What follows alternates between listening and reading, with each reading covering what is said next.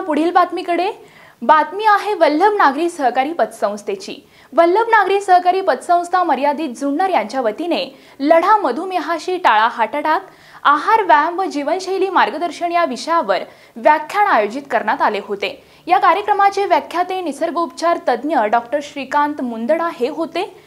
तर कार्यक्रमाच्या अध्यक्षा सहकारी संस्था जुन्नरच्या सहाय्यक निबंधक माननीय यशवंती मेश्राम या होत्या। यावेळी वल्लभ नागरी सहकारी पतसंस्थेच्या वतीने जुन्नर नगरपालिकेचे नवनिर्वाचित नगराध्यक्ष शामराव पांडे, उपनगराध्यक्ष अलकाताई फुलपगार, जुन्नर नगर परिषदेचे शिवसेना गटनेते दीपेशसिंह परदेशी, मनसे गटनेते जमीर कागदी, आपला आवाजचे मुख्य संपादक अतुलजी परदेशी, जुन्नर तालुका मराठी पत्रकार संघाचे अध्यक्ष नितीन ससाणे, जुन्नर शहर ज्येष्ठ नागरिक संघाचे अध्यक्ष अशोक आढाव, ज्येष्ठ नागरिक संघ बोडकेनगर 12चे अध्यक्ष पांडुरंग मोढवे आदींचा यावेळी सत्कार करण्यात आला। यावेळी ज्येष्ठ नागरिक JL वाबळे, अजित काका परदेशी व त्यांचे सहकारी ज्येष्ठ नागरिक मोठ्या संख्येने उपस्थित होते। कार्यक्रमाचे सूत्रसंचालन बाबा भालवणकर यांनी केले। प्रास्ताविक श्री वल्लभ नागरी सहकारी पतसंस्थेचे अध्यक्ष संघवी CB गांधी यांनी केले।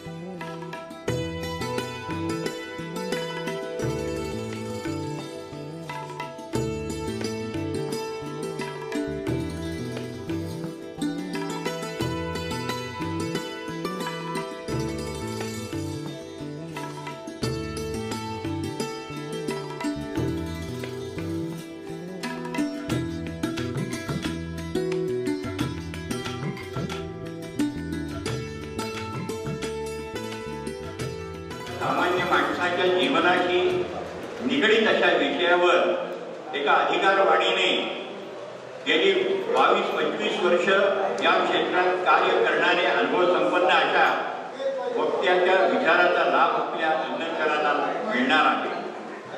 त्यांचे विचार ऐकण्यासाठी पुणे, मुंबई, नगर या सर्व मोठमोठ्या शहरांमध्ये आयोजन केलं जातं, परंतु जुन्नरमध्ये अशा प्रकारची ही संधी आपल्याला श्री वल्लभ नागरी सहकारी पतसंस्था या संस्थेने उपलब्ध करून दिली आहे। त्यामुळे आपण सर्व उपस्थितांच्या वतीनं या संस्थेला धन्यवाद द्यावेत तेवढे थोडे आहे। लढा मधुमेहाशी टाळा हार्ट अटॅक असं या कार्यक्रमाचं अतिशय सूचक अशा प्रकारच्या विषयाशी निगडीत हे कार्यक्रमाचं स्वरूप आहे। कार्यक्रमाचे नियोजित व्याख्याते निसर्गोपचार तज्ञ डॉक्टर श्रीकांत मुंदडा, जे अध्यक्ष आहेत हृदय मित्र प्रतिष्ठान पुणे या संस्थेचे, ते आपल्या कार्यक्रमाच्या ठिकाणी आलेले आहेत आपण विनाविलंब आलेल्या आमंत्रित निमंत्रित सभासद ठेवीदार देणगीदार आणि हितचिंतक या सर्व बंधू भगिनींना विनंती, त्यांनी कृपया कार्यक्रमाच्या सभागृहामध्ये स्थानापन्न व्हावं आणि आपल्या कार्यक्रमाला वेळेत सुरू करण्याच्या दृष्टीने आपलं महत्त्वपूर्ण सहकार्य द्यावं. मधुमेह, हार्ट अटॅक, ब्लड प्रेशर हे आजार आहेत. मी बाकी तर म्हणू शकत नाही, पण आज वैद्यकीय सेवा इतकी महाग झाली आहे तर माणूस पहिल्यांदा ज्यावेळेला थोडासा घाम येतो तेव्हा अंगावर काढतो, दुसऱ्यांदा जातो अँजिओग्राफी करून येतो, अँजिओप्लास्टी होते आणि त्याला सांगतात तुला एवढे ब्लॉकेज आहे, लगेच ऑपरेशन केलं पाहिजे. आणि तो माणूस त्याची धावपळ करून ते पैसे इकडून तिकडून आणून त्यांची पूर्तता करतो आणि तो ब्लॉक मिळतो. पाहिजे हा एक प्रकार. दुसरा प्रकार होता सारखं टेन्शन आहे, माणूस टेन्शन फार घेऊन आणि मोबाईलवर टेन्शन जास्त यायला लागलं. 1 मिनिट सुद्धा बातमी इकडे तिकडे राहत नाही, लगेच टेन्शन. आणि तो कुठे काय झालं मला तर आता नगराध्यक्षाला अनुभव येईल की लोक आंघोळीला जाऊ शकत नाही, हो जेवायचं तर बाजूला राहायचं, होत चालू असतात. माझं काम झालं पाहिजे आणि तुम्हाला निवडून दिले आम्ही आणि मग बरोबर त्याची काही हरकत नाही, तुम्हालाही आवड म्हणून केलं. मग यामुळं टेन्शन वाढत चाललं आणि टेन्शन वाढलं आणि परत त्याला जर समजा मधुमेहाची जोड मिळाली तर विचारूच नका. आज जगातल्या भारत सगळ्यात पुढे मधुमेहामध्ये आणि प्रत्येक 5 माणसाच्या पाठीमागे 2 मधुमेही. तिथं आम्ही दोघं गेले 20 वर्षे मधुमेहामध्ये. आणि आम्ही आतापर्यंत काय केलं, डॉक्टरांवर जायचं, तपासणी करायची आणि तपासणी करून ते गोळ्या ते घ्यायचं, आहारावर थोडाफार कंट्रोल ठेवायचा, थोडाफार राहत नाही. आणि हे सगळं अवघड जे क्षेत्र आहे ते करायचं. श्रीकांतजी आणि माझी 22 वर्षापूर्वी हृदयमित्र आज आपल्याला खरोखर मला खरंच सांगतो की आपल्याला कोण आलाय हे समजून घ्या, कशा करता आलाय ते समजून घ्या आणि त्याच्या मनाला समाधान लागायचं असेल किंवा पतसंस्थेच्या मनाला समाधान लागायचं तर आपण काय केलं पाहिजे या 3 गोष्टी आपल्याला करायच्या. माझी यांची 22 वर्षापूर्वी झाली त्यावेळेला याच्याकडे झाली की लोक आमच्याकडे घाई गर्दीने यायचे, अहो हार्ट अटॅक ऑपरेशन करायचं, मदत करा. मग मदत करा आम्ही त्यांना सांगायचं मुख्यमंत्री निधी आहे, साई संस्थांचा आहे, विनायक ट्रस्ट आहे, अमुक ट्रस्ट आहे. पण हे सगळं एकत्रित करून एक माणूस सगळं हँडल करायला त्याने हृदयमित्र प्रतिष्ठान काढलं, त्याचे ते अध्यक्ष आहे. आणि गेले 20 वर्ष हजारो लोकांना गव्हर्नमेंटच्या योजना या सगळ्या आणि याच्या मार्फत लोकांना मदत करून. मग त्यांचा पुढचा विचार त्यांच्याशी बोलताना मला जेव्हा जाणवायचं तेव्हा हे असायचं की लोक असं का करतात, पण शेवटच्या मिनिटाला का जागे होतात. याचं कारण लोकांना वेळ नाही, लोकांकडे पैसा आहे, लोकांना वेळ नाही, लोकांना बाकी फालतू गोष्टी लक्ष घ्यायला खूप वेळ आहे. पण स्वतःच्या प्रकृतीकडे पाहणे, स्वतःच्या आत्म्याकडे लक्ष देणे याच्याकरता वेळ नाही. आणि मग त्यांनी मला सांगितलं की मी आता हे व्रत घेतो आणि मला काय करायचंय, मला या गरिबांची सेवा करायची. मला कुठं मंदिर बांधायचं नाही, मला कुठं मंदिर देवळात जायचं नाही, मला कुठं देणगी द्यायची नाही. तुमच्याकडे कोणताही पेशंट आला तर माझ्याकडे पाठवा आणि मी त्याला मदत करतो. कालांतराने ह्या आजाराच्या पेक्षा जास्त आजार हा मधुमेहाचा व्हायला लागला. आणि मधुमेहाचा रोग होताना आमच्या लक्षात असं यायचं की आपण घेतोय ती जी गोळी घेतोय ते तात्पुरतं आपलं इन्सुलिन तयार होणे किंवा साखर डिझॉल्व्ह होणं त्याच्या करताय. त्याने जे तंत्र त्यांच्या डोक्यात घेतलं, त्याने नेचरोपॅथीमध्ये डॉक्टरेट केलं आणि ते डॉक्टर झाले. आणि त्यांनी काय केलं की कशामुळे होतं मधुमेह, शरीरातला इन्शुलिन कमी झाला म्हणजे मधुमेह होतो. इन्शुलिन तयार कोण करतं, पॅनक्राईज करतात. पॅनक्राईज का करीत नाही, त्या पॅनक्राईजला इन्शुलिन तयार करायला ताकद तयार करायची. हे औषध त्यांनी काढलं, ते मधुपर्णीचं त्यांनी आता घेऊ सांगितलं. आणि मग मला म्हटले की काय हरकत नाही, कारण मला एकदा तुमच्याकडे यायचंय. आम्ही ठरवलं होतं की जोपर्यंत लोकसेवाचे पैसे येत नाही तोपर्यंत खर्च करायचा. आणि म्हणून आजही तेच पथ्य पाळलं. आम्ही सत्कार करणार नाही, ते सत्कार करणार ते कसे करणार सांग. हे काही शाळा नाही की जी मोठी मंडळी आली या सगळ्यांना पुस्तकाचा एक संच देणार. त्यांनी आम्हाला 200 रुपये दिले, 10-5 पुस्तकं दिली आणि ते द्या. आणि मग तुम्ही आता नगरसेवक आहात, तुमच्या वार्डात ज्या माणसाला ज्या कोणत्या रोग्याला त्याच्यातला रोग असेल तुम्ही थोडा अभ्यास करा आणि जो तुम्हाला हे असेल त्याचा उपयोग करून आपल्याला आलेल्या माणसाचा उपयोग करून घ्या. हा माणूस करोडपती आहे, पण त्याहीपेक्षा जाणत असलेला, लोकांकरता वेळ असलेला माणूस आहे. पैशावाली माणसं खूप असतात, वेळ देत नाही तो. काही अडचण ती आहे. आणि मला एक लेक्चर तुमच्याकडे ठेवायचं कारण काय, आज अडचण अशी आहे की रक्त तपासायला गेलं तर 200, 300, 500 रुपये द्यायचे होत नाही लोकांकडे. हार्टचं म्हटलं, मी हार्टलाईन तुम्हाला एक या निमित्तानं सांगून ठेवतो की आनंद ऋषी यांचं जे हॉस्पिटल आहे नगरचं, त्याच्यामध्ये आपल्या ठिकाणी खूप लोक मी पाठवतो. अगदी हार्टचं ऑपरेशन असो, अँजिओप्लास्टी असो, अँजिओग्राफी असो, अत्यंत कमी पैशात करायचे काम आम्ही करतो.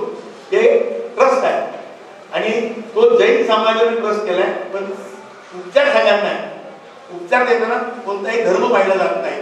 आणि त्यांचं या ठिकाणी नारायणगाव पाशी केंद्र व्हावं म्हणून मी माजी आमदार, विद्यमान आमदार यांना विनंती केलेली आहे आणि मी त्याकरता 21 लाख रुपये द्यायची तयारी केलेली आहे. फक्त त्यांनी काय करायचे की त्या ठिकाणी मला आनंद ऋषी हॉस्पिटलचं म्हणणं एकच आहे की तुम्ही जागा आणि इमारत बांधून द्या, आम्ही सगळं देऊ. त्यांच्याकडे 5 कोटी रुपये वाचले आणि तिथे काम जे आहे 100% रिझल्ट आहे. आपल्याकडचे दशरथ पवारांचं ऑपरेशन ओपन त्याचं होतं आणि ते तिथे पाठवलं. गोविंदराव मालतीच्या वडिलांचं ऑपरेशन तिथे झालं. इथून जेवढे पाठवले परदेशपर्यंत सचिन बाईने सुद्धा बरेच लोक माझ्याकडे पाठवले, ऑपरेशन लोक करून आले. तर हे सगळं थोडक्यात सांगायचा उद्देश हा होता की हे सगळं आमच्या मनात होतं आणि म्हणून मी असा विचार केला की आपण नगरसेवक, नगराध्यक्ष, उपनगराध्यक्ष, गटनेते या सगळ्यांचा सत्कार करतो. आमचे सासानेजी झाले अध्यक्ष, त्यांचा करतो. मला खरं आपला आवाजचा आनंद वाटतो का धाडसी माणूस महाराष्ट्रभर हा आवाज पसरवायचा हा किती मोठा महत्वाचा. आणि म्हणून यावेळेला मी बँकेच्या मॅनेजरला बोलवलं, कारण 2 महिने नोटाबंदीमुळं त्यांच्या डोक्याला एवढं टेन्शन आलेलं होतं. ते टेन्शन कसं घालवायचं त्यांनी जेव्हा ऐकतील ना तेव्हा मला काही सांगायची गरज लागणार नाही. मी जास्त मध्ये येत नाही. आपल्या सगळ्यांना मी बोलवलं मनापासून, आपण सगळे आला की आपलं मनपूर्वक स्वागत करतो. पतसंस्थेच्या वतीने पुन्हा एकदा तुम्हाला धन्यवाद देतो. आपण या ठिकाणी आला आणि मॅडम, आमच्या मॅडमची बरेच दिवस सांगत की ही चांगली मोठी पतसंस्था आहे, कार्यक्रम घेत नाही आणि कधी बोलवीत नाही. तसं नव्हतं मॅडम, पण पैसे खर्च करत नाही. आम्ही यावेळेला कॅलेंडर काढले आणि जर समजा आमचे पैसे आता गेलाय रिझर्व्ह बँकेला प्रस्ताव आणि 50% पैसे लगेच येतो म्हणून सांगितलंय, पण जोपर्यंत ते कागदावर येत नाही तोपर्यंत मला खर्च नाही करायचा. आता 10 मी खर्च करतोय, यातला 80% खर्च या पुस्तकावरती आणि ते प्रत्येकाला देणार. त्यांचा जेवढे नगरसेवक आहेत, जेवढे मान्यवर आहेत त्यांना देणार आहे आणि याचा उपयोग समाजाला झाला पाहिजे. हा एवढाच उद्देश ठेवलाय. आज शाल वगैरे श्रीकांत काय करतो, तो खर्च कमी करू. आपण सगळे समजदार मंडळी आहात, मला आपण समजून घ्या. पुन्हा एकदा आपल्या सगळ्यांचं मनपूर्वक स्वागत करतो. तुम्हाला सगळ्यांना मनपूर्वक धन्यवाद देऊन मी माझ्या लांबलेल्या पात्राकडे. जगामध्ये सगळ्यात मोठी संपत्ती जर असेल तर शरीर संपत्ती आहे. शरीर संपत्ती जर सुखी असेल तर बाकी आपण जीवनाचा सगळा आनंद उपभोगू शकतो. खऱ्या अर्थाने वल्लभ परिवार हा सहकार क्षेत्रामध्ये जरी अग्रेसर असला तरी समाजातील विद्यार्थ्यांपासून ते ज्येष्ठ नागरिकांपर्यंत, म्हणजे विद्यार्थ्यांचं शालेय वस्तू वाटप असेल, महिलांसाठी कार्यक्रम असतील, तरुणांसाठी कार्यक्रम असतील, आज ज्येष्ठ नागरिकांसाठी हा कार्यक्रम आयोजित केलेला आहे. तर आपण एक समाजाचं काहीतरी देणं लागतो अशा अनुषंगाने वल्लभ परिवार या ठिकाणी जो कार्यक्रमाचं आयोजन करतो त्याबद्दल मी उपस्थित सर्वांच्या वतीने सन्मान्य सेविकांनी आणि त्यांच्या सर्व टीमला या ठिकाणी हार्दिक धन्यवाद देतो की आपण या ठिकाणी आगळ्या कार्यक्रमाचं आपण आयोजन केलेलं आहे. या ठिकाणी खऱ्या अर्थाने ज्येष्ठ नागरिक देखील उपस्थित आहेत, परंतु तरुणांची संख्या देखील तेवढीच अपेक्षित होती. कारण सध्या ज्येष्ठ नागरिक आज त्यांनी आयुष्यामध्ये खूप काही बघितलेलं आहे, त्यांना निरोगी आयुष्य मिळालेलं आहे, त्यांना अजून 100 वर्ष आयुष्य मिळू द्या ही ईश्वरचरणी प्रार्थना करतो. परंतु सध्याची चुकीची असलेली जीवन पद्धती, व्यसनाधीन झालेला थोडाफार प्रमाणात तरुण समाज आणि त्या निमित्ताने तरुणांना खऱ्या अर्थाने जास्त मार्गदर्शन आहे असं मला वाटतं, असं आशा व्यक्त करतो. आजच्या प्रोग्रामसाठी ह्यांनी माननीय श्री बी गांधी साहेबांनी अतिशय चांगला विषय निवडला आणि अतिशय चांगली व्याख्या त्यांनी या ठिकाणी पाचारण करून आपणास अतिशय बहुमूल्य असे पुस्तक वाटपाचा प्रोग्राम या ठिकाणी सर्वांच्या हिताच्या दृष्टीने केलेला आहे, त्याबद्दल मी त्यांचे सर्वप्रथम आभार मानते. खरोखरच त्यांचा जो उद्देश असतो मी प्रत्येक वेळेस बघितलेला आहे. मला देखील सुरुवातीला जेव्हा मी माझा चार्ज घेतला त्यावेळेस गांधी साहेब भेटायला आले, तर मला 2 पुस्तकं घेऊन ते भेटायला आले. इतर लोक शाल श्रीफळ बुके घेऊन आले, परंतु ते पुस्तकं घेऊन आले. त्यांना खरोखर पुस्तकांचं महत्त्व अतिशय आहे आणि ते आपण देखील या ठिकाणी मिळालेले पुस्तकं वाचून त्यांचा तो उद्देश आहे तो जर आपण पूर्ण केला तर आजच्या या कार्यक्रमाचं फलित साध्य झालं असं मी म्हणेन. वल्लभ नागरी सहकारी पतसंस्था ही जुन्नरमधील ज्या नामांकित पतसंस्था आहेत त्यापैकीच एक पतसंस्था आहे तिचे जवळजवळ 20 ते 25 कोटीच्या ठेवी आहेत. उत्पन्न जवळजवळ 3.25 कोटीच्या आसपास आहे. नफा जवळजवळ 20 लाखाच्या आसपास आहे. त्यानंतर NPA प्रमाण देखील फार कमी आहे आणि लेखापरीक्षण वर्ग अ वर्ग आहे. अतिशय चांगली पतसंस्था. जुन्नरच मुळात सहकार्याच्या बाबतीत संपूर्ण पुणे जिल्ह्यात अग्रगण्य असा हा तालुका शिवाजी महाराजांच्या पदस्पर्शाने पुणित झालेला आणि लेनेंद्रे आणि ओझरच्या अतिशय मंगलमय वातावरणात वसलेला हा तालुका आहे. आणि सहकार्याचं खरोखर जी एक चळवळीचं दृश्य या ठिकाणी पाहायला मिळतं ते कुठेही पाहायला मिळत नाही. आणि त्यामध्ये सर्वात मोठा सहभाग जो आहे तो आपल्या इथल्या पतसंस्थांचा आहे. मी गांधी साहेबांचे खरंच आभार मानेल की त्यांनी अतिशय चांगल्या प्रकारे हे चांगल्या विषयाला या ठिकाणी हात घातलेला आहे की जो सर्वांच्या हिताचा विषय आहे. त्यानंतर मी मंत्रालयात असताना फायनान्स डिपार्टमेंटला डेस्क ऑफिसर म्हणून पण काम केलेलं आहे. आता अवर सचिव राहिले असते, अवर सचिव इक्विव्हॅलंट टू जॉईंट रजिस्ट्रार. परंतु आता तुम्हाला आश्चर्य वाटेल की एवढी मोठी पोस्ट सोडून मॅडम इथे काय करतायत जुन्नर सारख्या ग्रामीण भागात. परंतु खरोखरच एका AC केबिन मध्ये बसून सर्वसामान्यांच्या हिताचे GR काढणे हे शक्य नाही जोपर्यंत तुम्ही प्रत्यक्ष फील्डवर उतरून त्या लोकांच्या जीवनाचं वास्तवदर्शी जे आहे चित्रण त्याचा अभ्यास करून जोपर्यंत त्यांचं हित कशात आहे अहित कशात आहे हे त्यांच्याशी संपर्कात राहून ठरवू शकता ते मंत्रालयात बसू शक्य नाही. आणि सुरुवातीपासूनच मला फील्डची आवडही होती आणि त्यात सहकार क्षेत्रात प्रत्यक्ष जनतेशी संपर्क साधून शेतकऱ्याच्या हिताचं कार्य करण्याची एक चांगली संधी मिळते. त्यामुळे मग मी ह्या पोस्टला प्रायोरिटी दिली. भारतामध्ये दरवर्षी 40 लाख लोक हार्ट अटॅकने मृत्यू होतात. 40 लाख म्हणजे एक अख्खं पुणे शहर दरवर्षी भारतातनं गायब होतं. एक अख्खं पुणे शहर एवढं प्रचंड प्रमाणामध्ये हृदयविकार आपल्याकडे आहे. 2022 साली भारत 2 ठिकाणी जगात सगळ्यांना मागे टाकणार. 2022 साली भारत सगळ्यांना हरवणार एवढी प्रचंड प्रगती भारत करणार आहे. कशामध्ये तर जगातल्या सर्वात जास्त बायपास एंजिओप्लास्टी शस्त्रक्रिया करण्याचा बहुमान हा भारताला मिळाला. जगातली सर्वात जास्त बायपास एंजिओप्लास्टी ऑपरेशन ही भारतीयांची होती. 2022 मध्ये आपण चायनाला हरवणार आहोत. 2022 मध्ये चायनाला आपण हरवणार आहोत. कशात तर जगातले सर्वात जास्त मधुमेही आता चायनात आहे आणि इंडिया इज ऑन नंबर 2. पण इंडिया आता नंबर 1 असणार आहे. जगातले सर्वात जास्त मधुमेही हे भारतात असणार आणि चायना आपल्या मागे असणार आहे. ही गोष्ट आपण लक्षात ठेवा. म्हणजे ही भूषणवाह स्थिती नाहीये परंतु आपण भारत कुठे पुढे असणार तर या क्षेत्रात. तर मित्रांनो एक लक्षात ठेवा 40 वर्ष वयापुढील 25% लोकांना ब्लड प्रेशर डायबिटीस किंवा कोलेस्ट्रॉल. ब्लड प्रेशर डायबिटीस किंवा कोलेस्ट्रॉल 3 पैकी 1 आजार. आणि ह्या लोकांनी जर आपल्या BP डायबिटीस कोलेस्ट्रॉलची काळजी घेतली नाही तर हे सगळे भावी हृदय रुग्ण आहेत. ही सुद्धा गोष्ट आपण लक्षात घ्या. तर मित्रांनो काय कारण आहेत हृदयविकार मधुमेह होण्याची कारण काय. सर्वात महत्वाचं कारण म्हणजे non exercising culture in India. व्यायामाचा अभाव हे भारतातल्या हृदयविकार आणि मधुमेहाचं सर्वात मोठं कारण आहे. 125 कोटीची लोकसंख्या आहे, 125 कोटी. पण आपल्याला आश्चर्य वाटेल की 125 कोटी लोकसंख्यामधली लहान मुलं जर सोडली तर 90% भारतीय लोक रोज कुठलाही व्यायाम करत नाहीत. 90% भारतीय लोक रोज कुठलाही व्यायाम करत नाहीत. फक्त 10% लोक रोज व्यायाम करतात.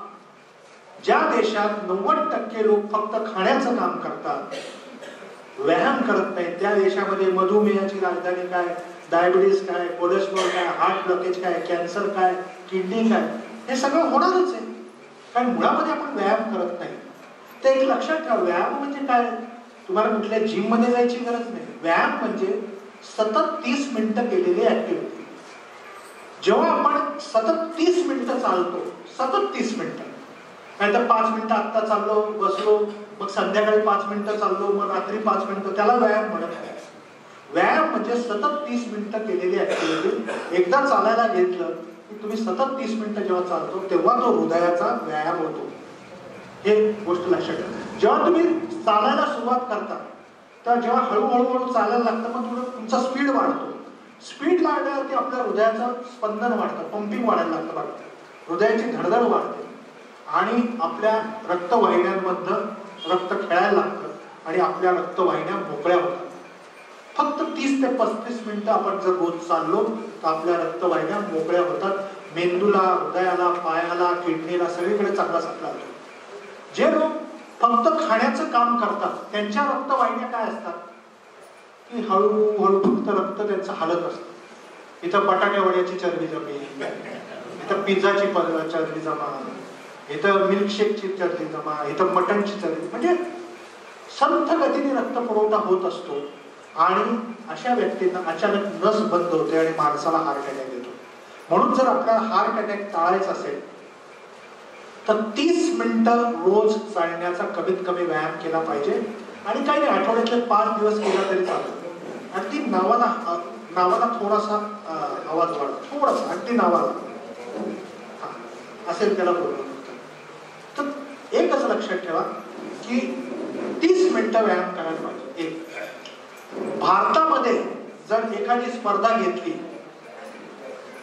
जगामध्ये जर एखादी स्पर्धा घेतली की व्यायाम न करणे याच्यावर कारणे द्या स्पर्धा, व्यायाम न करणे याच्यावर कारणे द्या स्पर्धा जर आयोजित केली तर त्यातली सर्व सुवर्ण पदक भारतीय माणसं जिंकून आणतील. एवढी कारणं देतील काय, तर आज IPL ची मॅचच होती, काय तर आज पाऊसच पडत होता, काय माझ्याकडे बूटच नव्हते, मित्रांनी उठवलंच नाही, काल रात्री 2 पर्यंत पिक्चरच बघत बसलो. म्हणजे अशी अनेक कारणं माणसं देईल, अशी अनेक कारणं माणसं देईल, पण व्यायाम करायला माणूस जात नाही. म्हणजे पाऊस पडतोय म्हणून माणूस व्यायामाला जात नाही, पण पाऊस पडत असताना माणूस लगेच बायकोला काय म्हणतो, अरे काय पाऊस पडतोय, मस्त मस्त भजी टाक, वडे टाक, मस्त पापड तळ. म्हणजे काय झालं की माणूस वडे भजी खायला तयार आहे पण ते पचवायला तयार नाही. माझं म्हणणं आहे वडे भजी जरूर खा, पण ते पचवायला माणसाने शिकलं पाहिजे. नुसतं इनकमिंग असेल तर मोबाईल कंपन्या बंद पडतील, आउटगोईंग पण करावे लागतील तरच मोबाईल कंपन्या चालतील. म्हणजे माणसाला आत माल टाकला तर बाहेर माल सुद्धा गेला पाहिजे, त्याचं पचन व्हायला पाहिजे. ही गोष्ट आपण लक्षात ठेवलं पाहिजे. इथं स्त्रिया सुद्धा मोठ्या प्रमाणावर उपस्थित आहेत. महिलांचा एक गोड गैरसमज असतो की आम्ही जे घरकाम करतो त्यामुळे आम्हाला कुठल्याही व्यायामाची गरज नाही. मी फ्रीजचा दरवाजा उघडते, वॉशिंग मशीन चालू करते, मिक्सर चालवते, मायक्रोवेव्ह चालवते, या रूम मधनं त्या रूम मध्ये जाते, मोलकरणीवर लक्ष ठेवते, स्वयंपाक जी बाई करते तिच्यावर लक्ष ठेवते, झाला माझा व्यायाम. स्त्रियांनी एक लक्षात ठेवायचं, हा व्यायाम नाही. या रूम मधनं त्या रूम मध्ये गेलं तो व्यायाम नाही. मोबाईलवर गप्पा मारल्या, फेसबुक पाहिलं, व्यायाम नाही. हे कुठल्याही व्यायामाचे प्रकार नाही. ही पहिली गोष्ट आपण समजून घ्या. एक लक्षात ठेवा की जर स्त्रियांनी व्यायाम केला तर त्यांना खूप फायदे. निसर्गाने काय केलंय की जिथपर्यंत स्त्रियांची मासिक पाळी बंद होत नाही, मेनोपॉज स्टेज येत नाही, तिथपर्यंत तिला हृदयविकार होण्याची शक्यता फार कमी असते. जिथपर्यंत तिची मासिक पाळी चालू आहे तिथपर्यंत तिला हृदयविकार होण्याची शक्यता खूप कमी असते स्त्रियांना. पण जेव्हा तिची मासिक पाळी बंद झाली, मेनोपॉज स्टेज आली, की पुरुषाच्या बरोबरीने तिला हार्ट अटॅक यायची शक्यता असते. अनेक स्त्रियांना जेव्हाही मासिक पाळी बंद होते तेव्हा अचानक थायरॉइड येतो, हृदयविकार येतो, बीपी येतो, मधुमेह येतो, कोलेस्ट्रॉल, हे काय येतं? कारण निसर्गाने जे प्रोटेक्शन दिले ते प्रोटेक्शन काढून घेतलं की तुम्हाला रोग तेवढेच व्हायची शक्यता असते. पूर्वी स्त्रियांची मासिक पाळी कधी बंद व्हायची? पूर्वी स्त्रियांची मासिक पाळी बंद व्हायची 52, 53, 54, 50 वयाच्या पुढे स्त्रीची मासिक पाळी बंद होत असते. आता तुम्हाला माहिती आहे स्त्रियांची मासिक पाळी 40, 42, 43 ला बंद होत जाते. काही काही स्त्रियांची मासिक पाळी 36, 37 ला बंद होते. अनेक तरुण माझ्याकडे येतात, तुमची जर 45, 42 वयाला मासिक पाळी बंद झाली, मेनोपॉज आला, तर 10 वर्ष आधी हार्ट अटॅक यायची शक्यता निर्माण झाली, 10 वर्ष आधी बीपी व्हायची शक्यता निर्माण झाली. आणि थायरॉइड म्हणजे तुमची जर मासिक पाळी लवकर बंद झाली तर तुम्हाला थायरॉइड होतो, हे लक्षात ठेवा. म्हणून स्त्रियांनी लक्षात ठेवायचं की पुरुषांबरोबर स्त्रियांना सुद्धा व्यायामाची गरज आहे. काही नाही, 30 मिनिटं तुम्ही जर रोज चालायला गेला, 5-7 मिनिटं प्राणायाम केला, योगा केला, तर तुमची सुद्धा मासिक पाळी व्यवस्थित जाईल. मासिक पाळी गेल्यानंतरही तुम्हाला रोग होणार नाही. म्हणून एक लक्षात ठेवायचं की दोघांनी शक्यतो जोडीने व्यायाम केला तर अतिशय उत्तम असो. तर व्यायामाचा एक भाग झाला, व्यायामाचं अनन्य साधारण महत्व आहे, आपण ते त्याला केलं पाहिजे. दुसरं काय कारण आहे हृदयविकार व्हायचं, मधुमेह व्हायचं? अमेरिकनायझेशन ऑफ आवर इंडियन फूड. फक्त जो माईक वाला असेल त्याला बोलून माहिती हरकत नाही, 2 मिनिटांनी बोलून थोडासा वाढवायचा आवाज. माईक दादा अगदी थोडा वाढवायचा, नावाला आवाज, म्हणजे अजून अगदी थोडा वाढवायचा, जास्त नाही, नावाला. दुसरं कारण काय? एकदम थोडं. दुसरं कारण काय? अमेरिकन, थोडं कमी, अमेरिकनायझेशन ऑफ इंडियन फूड. आपल्या संपूर्ण भारतीय संस्कृतीचं आता अमेरिकीकरण झालेलं आहे. सध्याच्या जर जीवनशैलीचं आपण वर्णन, अगदी नाव, सध्याच्या जीवनशैलीचं आपण जर वर्णन करायचं ठरवलं तर फास्ट फूड, फास्ट लाईफ आणि फास्ट डेथ. फास्ट फूड थोडासा कमी, 1-2 कमी, 1-2. फास्ट फूड, फास्ट लाईफ आणि फास्ट डेथ. मित्रांनो, माणसाचा आहार बदलत चालला. आता माणसाचा आहार काय झालाय तर पावभाजी, पिझ्झा, बर्गर, समोसे, बटाटे वडे, त्याच्यानंतर पाणीपुरी, भेळपुरी, चितळ्यांच्या भाकरवड्या, बुधानीचे वेफर्स, त्याच्यानंतर काय झालं केक्स, पेस्ट्रीज, त्याच्यानंतर काय झालं तर चिकन लॉलीपॉप, मंचुरियन. म्हणजे माणसाचा आहार हा सगळा बदलत चाललाय. पॅटीस आहे, क्रीम रोल आहे, आईस्क्रीम्स आहेत, मिल्कशेक्स आहेत. थोडक्यात काय झालं की आपला आहार पूर्णपणे बदलतोय. आपला पूर्वीचा जो आहार होता तो आता बदलत चालला. हळूहळू आपण मैदायुक्त पदार्थ भरपूर खातो आणि जेव्हा आपण मैदा भरपूर खातो तेव्हा पोट साफ होत नाही. मैदा हा सिमेंट सारखं काम करतो. आपल्या सगळ्या आतड्यांमध्ये त्याचा एक प्रकारे ब्लॉक तयार होतो आणि मग अन्नच पुढे सरकत नाही, अन्नाचं पचन होत नाही. म्हणून लोकांना पोट साफ होत नाही. आणि पोट साफ होत नाही म्हणलं, पोट साफ होत नाही म्हणलं की तुम्हाला अनेक रोगांची मालिका सुरू झाली. हे लक्षात घ्या मित्रांनो. माझा काही बटाटे वडा खायला विरोध नाही किंवा समोसे खायला विरोध नाही किंवा मिसळ खायला विरोध नाही. माझं एकच म्हणणं आहे की त्याच्यातल्या कॅलरीज तुम्हाला थोडंसं 1 दोरी कमी करा, 1 दोरी कमी. त्याच्यातलं तुम्हाला कॅलरीज माहिती पाहिजे. आता एक गंमत म्हणून सांगतो की समजा तुम्ही कुठलाही व्यायाम करत नसाल, आणि तुम्ही जर 2 बटाटे वडे खाल्ले किंवा 2 समोसे खाल्ले तर ते पचवायला तुम्हाला 72 मिनिटं चालवावं लागेल. 72 मिनिटं चालल्यानंतर 2 बटाटे वडे पचतात. म्हणजे रोजची 30 मिनिटं वेगळ्या प्लस हे 72 मिनिटं. आता तुम्ही म्हणाल ठीक आहे ती 30 मिनिटं तर कमी करा, बघूया पुढचं. ती 30 मिनिटं वेगळी आहे, 72 मिनिटं. तुम्ही जर 6 भजी खाल्ल्या, 6 भजी, तर ते पचवायला 80 मिनिटं चालवावं लागेल. 80 मिनिटं चालल्यानंतर 6 भजी पचतात. आणि तुम्ही जर 2 पेढे किंवा 2 गुलाबजाम किंवा 4 जिलब्या खाल्ल्या, त्याला सुद्धा 80 मिनिटं चालावं लागेल. म्हणजे एखाद्या लग्नात 2-3 जिलेब्या खाल्ल्या तर 80 मिनिटं फिक्स झाली वेगळी तुमची व्यायामाची. बाकी गुलाबजाम खाल्ले तर अजून किती लक्षात आलं. तर एवढं चालावं लागतं तेव्हा हे पदार्थ पचतात. तर मित्रांनो लक्षात ठेवा, आपण तर काय करतो, आपण तर नुसते असेच पदार्थ खायला लागलो आणि म्हणूनच आपल्याला हृदयविकार, मधुमेह होतो. आम्ही एक सुंदर पुस्तक काढलंय, हे कॅलरी डाएट नावाचं पुस्तक आहे. हे आपल्याला कार्यक्रम संपल्यात 30 रुपयात मिळेल. या पुस्तकामध्ये आम्ही 250 पदार्थांच्या कॅलरीज, डाएट, व्यायामाचे चार्ट दिले. म्हणजे साधा तुम्हाला सांगतो, एक छोटंसं उदाहरण कसं असतं कॅलरीज. ज्या पदार्थामध्ये कॅलरीज कमी तो पदार्थ शरीराला चांगला. कॅलरीज म्हणजे उष्मांक त्याला. आता एक समजा तुम्ही तळलेला पापड खाल्ला तर त्याच्यामध्ये 150 कॅलरीज असतात एका तळलेल्या पापडमध्ये. आणि तुम्ही साधा भाजलेला पापड खाल्ला तर त्याच्यात फक्त 50 कॅलरीज असतात. म्हणजे किती मोठा फरक आहे. तर तुम्ही काय प्रिफर करणार, अरे मी भाजलेलाच पापड खाते, तळलेला नको, त्याच्यात कॅलरीज जास्त असतात. अशा छोटे छोटे अगदी तुम्ही एक विस्कीचा ग्लास जरी घेतला आणि नीराचा ग्लास जरी घेतला, त्याच्यात काय कॅलरीज असतात सगळी माहिती या पुस्तकात आम्ही दिली. एक चिकन लॉलीपॉप खाल्लं, एक कांदा उत्तप्पा खाल्ला, एक तुम्ही केक खाल्ला, तर काय तुमच्यात कॅलरीज. जेवढ्या जास्त कॅलरीज तुम्ही शरीरात घालाल तेवढे जास्त रोग तुम्हाला होतात. एक लक्षात घ्या. तर म्हणून ती गोष्ट लक्षात ठेवली, कॅलरीजवर लक्ष ठेवलं पाहिजे.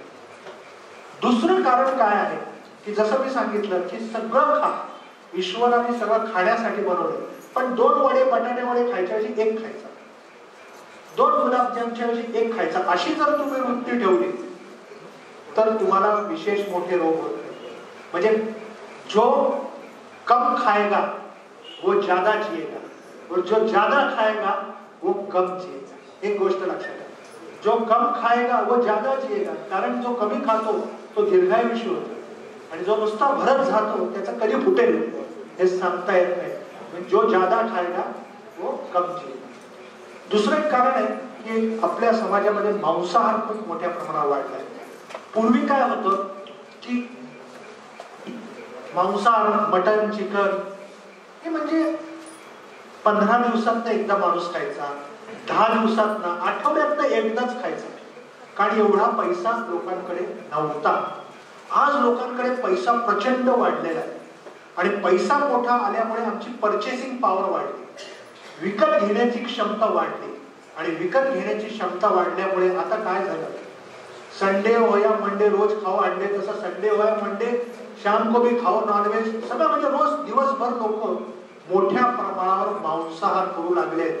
हे हृदयविकार, मधुमेहाचं सर्वात मोठं कारण आहे, हे सुद्धा लक्षात घ्या. तुम्हाला आश्चर्य वाटेल की जेव्हा तुम्ही कुठलाही मांसाहार खाता, जेव्हा तुम्ही मटन किंवा चिकन खाता, ते पचायला 72 तास लागतात. कुठलाही मटन किंवा चिकन जर तुम्ही खाल्लं एकदा तर ते पचायला 72 तास लागतात. आणि जेव्हा तुम्ही शाकाहारी अन्न खाता ते पचायला 3 तास. शाकाहारी अन्न 3 तासात पचतं आणि मटन चिकन 72 तास. पहिलं सकाळी मटन खाल्लं ते पचलं नाही, लगेच संध्याकाळी चिकन टाकलं तर काय म्हणा, आपली जी सिस्टीम आहे, पहिलाच माल पचला नाही तर दुसरा माल कसा पचवणार. ते पहिला माल पचवण्याच्या नादात दुसरा माल पचत नाही. आणि जी वस्तू तुमच्या पोटाच्या डीप फ्रीज मध्ये 72 तास तशी लागते. इव्हन साबुदाणा खिचडी खाल्ली तरी 72 तास पचायला लागतात. अनेक लोक उपवासाला हा साबुदाणे वडे, साबुदाणे खिचड्या खातात, काही उपयोग नाही त्याचा, 72 तास पचायला लागतो. ते एक लक्षात ठेव, ज्या गोष्टी पचायला एवढा वेळ लागत असेल ती तुमच्या शरीराचं किती नुकसान करते. म्हणून मी लोकांना सांगतो, मांसाहार करत असाल तर आठवड्यात एकदाच करा आणि दिवसा करा, रात्री करू नका. म्हणजे त्याला एक मर्यादा घालून घ्या. कारण अति मांसाहारामुळे काय काय होतं हे सांगतो. जे लोक आठवड्यात 4-5 दिवस मांसाहार करतात सकाळ संध्याकाळ मांसाहार करतात, भरपूर मांसाहार करतात, त्या सगळ्यांना किडनी स्टोन्स होतात. पहिली गोष्ट लक्षात ठेवा, अति मांसाहार तुम्हाला किडनी स्टोनचे क्लिनिक चौकात आहेत. का होतं? कारण त्या मांसामध्ये जे प्रोटीन असतं ते खूप प्रोटीन जायला लागलं की ते हाडातलं कॅल्शियम बाहेर काढतं. आपल्या हाडांमधलं कॅल्शियम निघून आपल्या रक्तवाहिन्यांमध्ये कॅल्शियम जमा व्हायला लागतं आणि किडनी स्टोन्स होतात. मूळव्या पाईल्स प्रॉब्लेम, जे लोक मोठ्या प्रमाणावर मांसाहार करतात, संडासमधनं रक्त पडणं, पाईल्स होणं, फिशर, सगळे हे रोग का? कारण ते सिस्टीमवर ताण पडतो ना. मान पचत नाही की तुम्ही जोर लावत राहता की तिथे तिथली सिस्टीम खराब होत. म्हणून एक लक्षात ठेवा की मांसाहार हा मर्यादितच केला पाहिजे. लिमिटेड जर मांसाहार केला तर तो तुम्हाला अपाय देणार नाही. कधी एखाद्या थोडं फिश घेतलं, कधी एखाद्या चिकन घेतलं, एखादं मटन घेतलं, पण हे कसं आठवड्यात एखाद्या खाण्याच्या वस्तू. आता मात्र लोक काय करतात की बसले की एवढं चिकन खातात, एवढं मटण खातात लोक. किती खातात? ते पचतंय का? तुम्ही पचवताय का त्याला? तो विचारच करायला तयार नाही माणसं. आणि मग अतिमांसाहारामुळे अजून एक गोष्ट होते की आपलं रक्त जाड होतं. रक्त जे असतं ते जाड होतं. रक्त जाड होणं, रक्त दूषित होणं म्हणजे अनेक प्रकारचे कॅन्सर्स होणं. आज कॅन्सर का वाढला? आज चौकात कॅन्सर हॉस्पिटल, चौकात हार्ट हॉस्पिटल. कुठल्याही हॉस्पिटलमध्ये नंबर लागत नाहीत आजकाल. का लागत नाही? कारण आपणच चुकीचं वागतोय ना. पण त्यांच्या बापाचं काय झालं? येऊन द्या आतमध्ये. एवढे येतात तेवढे त्यांना काही कमी येतात. म्हणून लक्षात ठेवा की तुम्ही जर मांसाहार करत नसाल तर उत्तम, करत असाल तर त्याला मर्यादित करा, तरच दीर्घायुषी तुम्ही जगाल. एवढं निश्चितपणे मी तुम्हाला सांगतो. असो, आता आहारामधलं आपल्याला माहिती मिळाली थोडी. त्याच्यानंतरचा जो विषय आहे तो म्हणजे मानसिक ताणतणाव. सध्या लोकांचा गोड गैरसमज झालाय की मी जे काही पैसे कमवणार आहे, जे काही खोके कमवणार आहे ते सगळं वर नेता येणार आहे.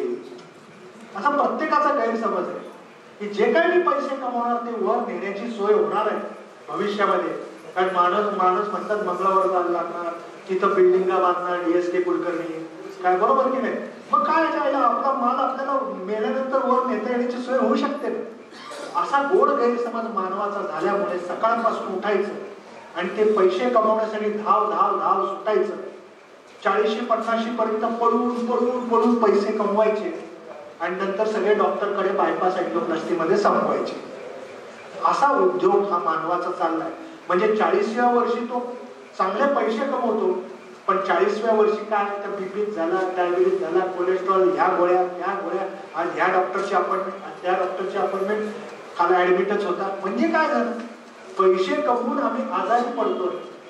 माणसाला किती पैसा लागतो त्याच्या 10 पटीने माणसाने कमवावा. पण जेव्हा तुम्ही 100 कोटी, 100 पटीने, 1000 पटीने कमवायला जाता, मग सहारा सारख्या माणसाला सुद्धा जेलमध्ये जावं लागतं. अब्जो रुपये असलेल्या माणसाला सुद्धा जेलमध्ये जावं. काय उपयोग आहे त्या पैशाचा? तर तारतम्य काय की पैसा माणसाची गरज आहे, बरोबर आहे, पण किती कमवायचा आणि किती त्याचा हव्यास करायचा हा माणसाने नेहमी विचार करायचा.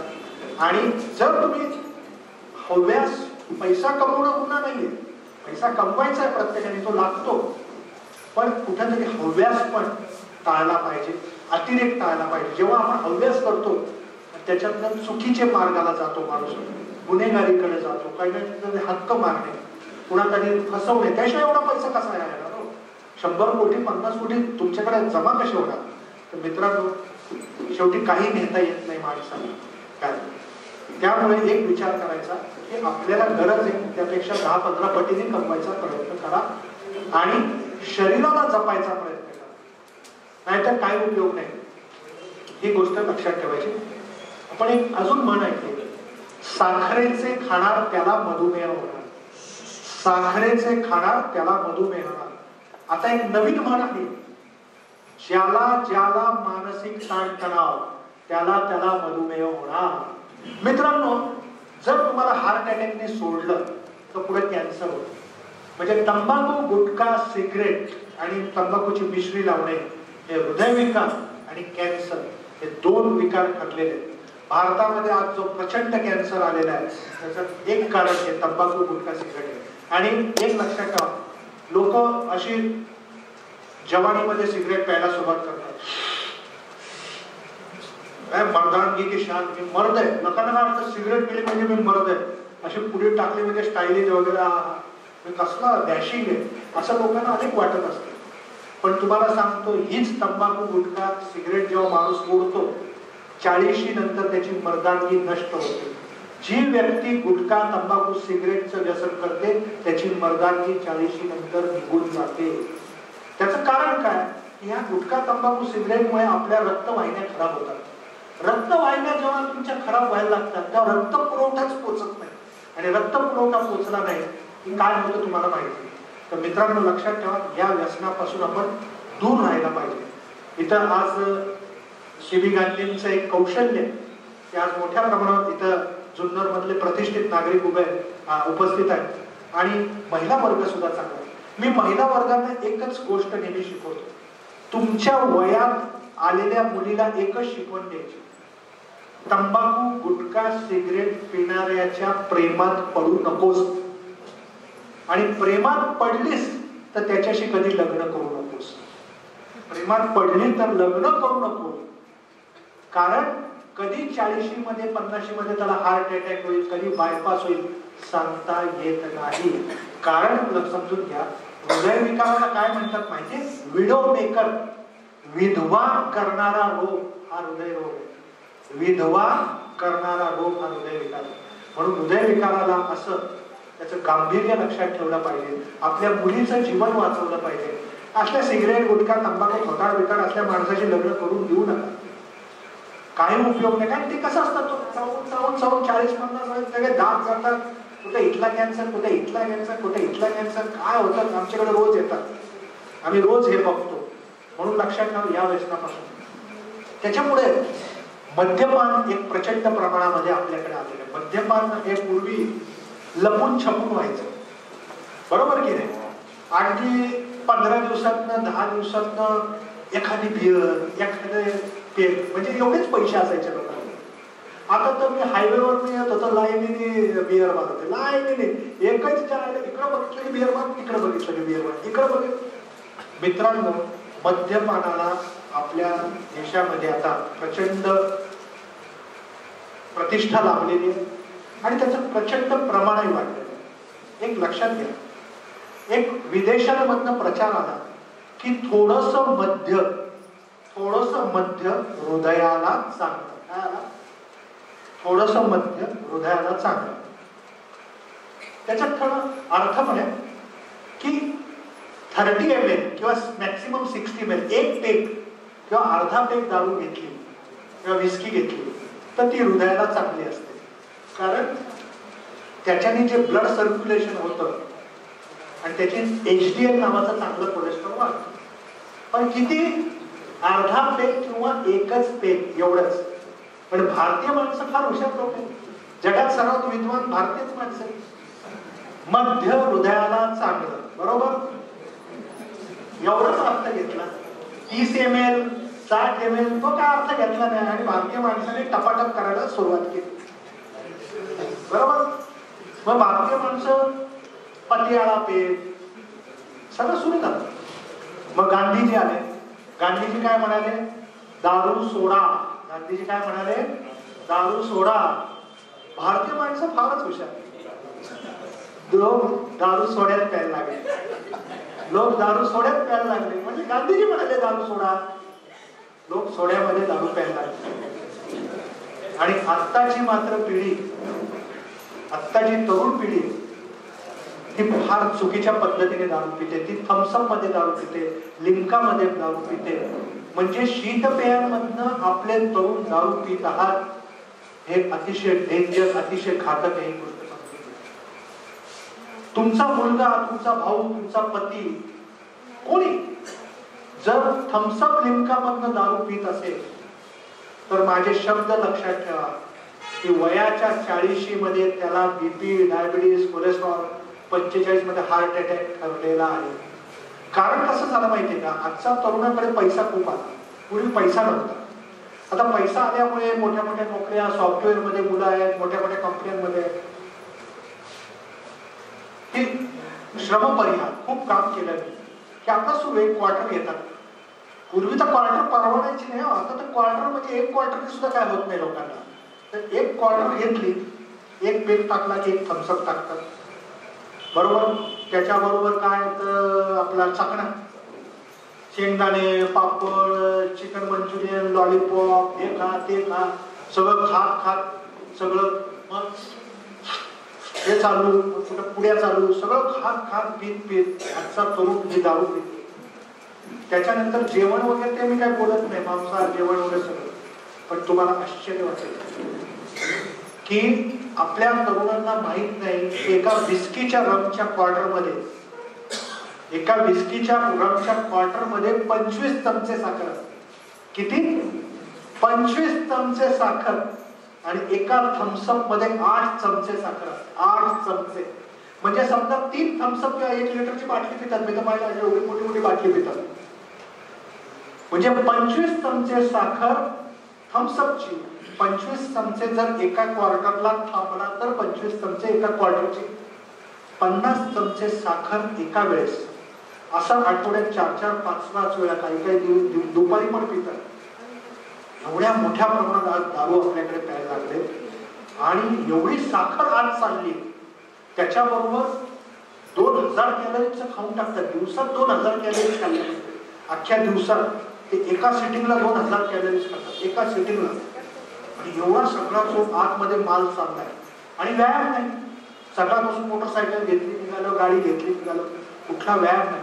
हे 10-12 वर्ष जेव्हा साचतं, तर अचानक 32 वर्षाला डायबिटीस, अचानक बीपी, अचानक कोलेस्ट्रॉल वाढला, अचानक छातीत दुखायला लागली.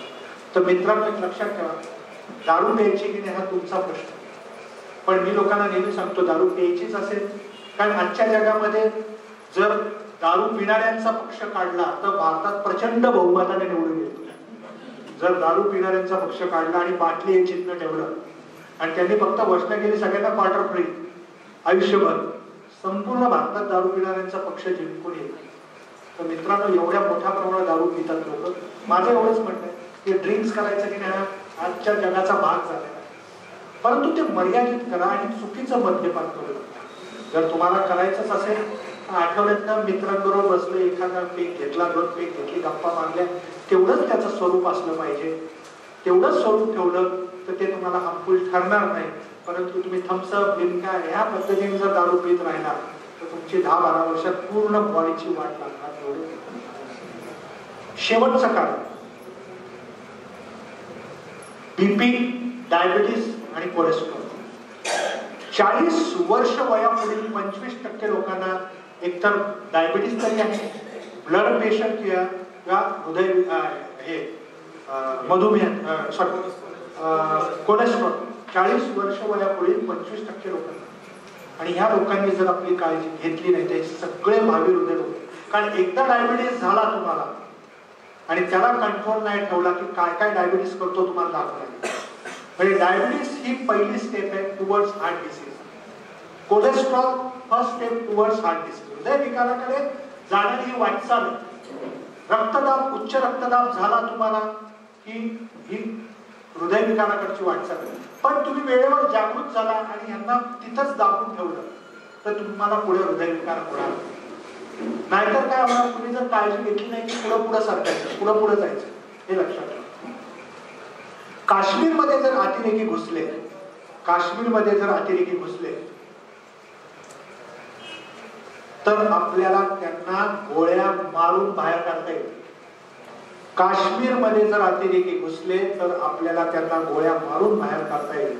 परंतु तुमच्या शरीरामध्ये ब्लड प्रेशर, डायबिटीस किंवा कोलेस्ट्रॉल हे जर अतिरेकी घुसले तर आयुष्यभर त्यांना गोळ्या खायला घालाव्या लागतील. आयुष्यभर गोळ्या खायला घालाव्या लागतील अशी अतिरेकी. हे लक्षात ठेवा. मित्रांनो स्वतःची काळजी घ्या. बीपी, डायबिटीस, कोलेस्ट्रॉल स्वतःला होऊ देऊ नका. माझं सुद्धा 57 वय आहे, परंतु मला एकही गोळी नाही, ना बीपी आहे, ना डायबिटीस आहे, ना कोलेस्ट्रॉल आहे. कारण स्वतःची घेतलेली काळजी. सगळं काही खाऊ शकतो. अगदी नारायणगावला मिसळ सुद्धा खाऊन आलो. सगळं काय एन्जॉय करू शकतो, आठवड्यात एखाद्या वेळेस वडा पण जाऊन खातो. पण हे शक्य कसं आहे? कारण तुम्ही तुमच्या आयुष्याला डिसिप्लिन लाईफ, चांगल्या गोष्टी टाकायला शिकलं पाहिजे. याला कचरा कुंडी करून उपयोग नाही. लोक कचरा कुंडी करतात, काही टाकतात त्याच्यात. काही टाकलं की काय होणार? डम्पिंग करून काय? याच्यात चांगलं टाकण्यासाठी देवाने आपल्याला शरीर दिलेलं आहे. तर चांगल्या गोष्टी जर टाकल्या तर कशाला आपल्याला बीपी होणार, कशाला आपल्याला डायबिटीस होणार, कशाला कोलेस्ट्रॉल होणार? मित्रांनो, जसा जसा हा हृदयविकार वाढू लागला तसं तसं याचं व्यावसायीकरण खूप मोठ्या प्रमाणात होऊ लागलं. आजकाल एक नवीन धंदा उदयास आला.